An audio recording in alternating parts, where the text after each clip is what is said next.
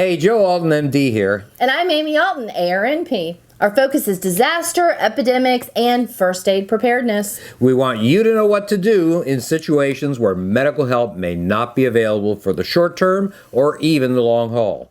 One of the ways we offer this information is through our videos. If you like our videos, we hope you'll subscribe to this YouTube channel. Hi, Joe Alton, MD here. You know, I've written books about Ebola virus, Zika virus, more viruses than you could imagine, but your chances of getting these guys are actually pretty small. One virus that you are likely to get, however, is the common cold. As a matter of fact, the most common illness on the planet. 75 to 100 million Americans present to a medical professional for treatment every year. A small percentage of these people go on to have secondary infections, which can be life-threatening, such as pneumonia, let's say. The common cold is an infection caused usually by a number of viruses in the rhinovirus or coronavirus families, although others have been implicated. Affecting the upper respiratory system like your nose, your throat, sinuses, it's a very rare individual that hasn't had to deal with a cold at one point or another. Now, like many viral illnesses, there is no cure for the common cold, and attention should be paid to methods that might prevent it. A lot of people have their own strategies for prevention, but some of them are ineffective, honestly, and have little basis in fact.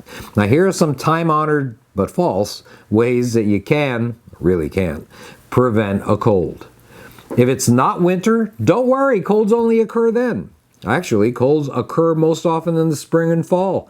Many viruses actually become dormant in cold weather. Therefore, you can get a cold just about any time. Dress warmly and you won't get sick. Now, dressing warmly for cold weather is the smart move to prevent hypothermia, freezing to death, but it's not going to prevent a cold. A cold is an infectious disease caused by a virus. Regardless of what you wear, you can get infected in any kind of weather. Stay inside during the winter to avoid catching a cold. Staying inside actually increases your chances of getting infected. Small enclosed spaces expose you to a higher concentration of the virus in the air, especially, of course, if you have somebody that's already got a cold in the house. Take antibiotics to prevent colds. Antibiotics kill bacteria. I've said it a million times. Colds are caused by viruses, an entirely different kind of organism. Antibiotics are ineffective against viruses as a preventative or a cure. Although many people ask their doctors for antibiotics to prevent or treat colds, this is a practice that has contributed to an epidemic of antibiotic resistance in the United States. Indeed, 1 out of 3 Americans leave their doctor's offices with a prescription for antibiotics to treat an illness that is likely to be completely unaffected by them. A weakened immune system can cause a cold. Certainly having a strong immune system is a good thing, but even the strongest immune system won't prevent the cold if the virus gets in your nose, mouth, or eyes. The grand majority of people, think about it, infected with a cold are indeed people that are completely healthy. Vitamin C will prevent colds. Although supplements like vitamin C and zinc may decrease the duration of a cold, there's hard data for that, they don't do much to prevent your actually catching the cold. Keep your head dry. Now, a wet head is going to cause a cold, they say. Well, having a head full of wet hair is thought by some to make you have a cold, but it's just not so. You might feel a chill, but it's not going to make you more likely to catch a virus. Turning down the heat in the house, that's going to prevent a cold.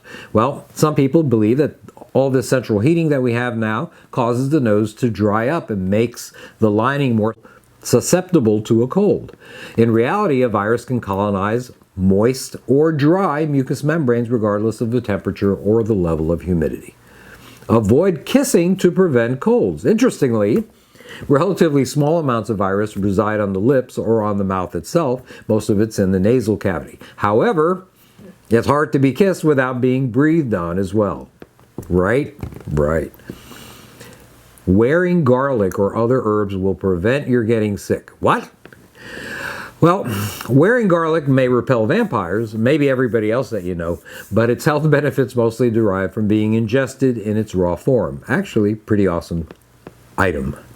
Now, there are some myths there, but here's a fact. Hand washing is an effective way to decrease your chances of catching a cold.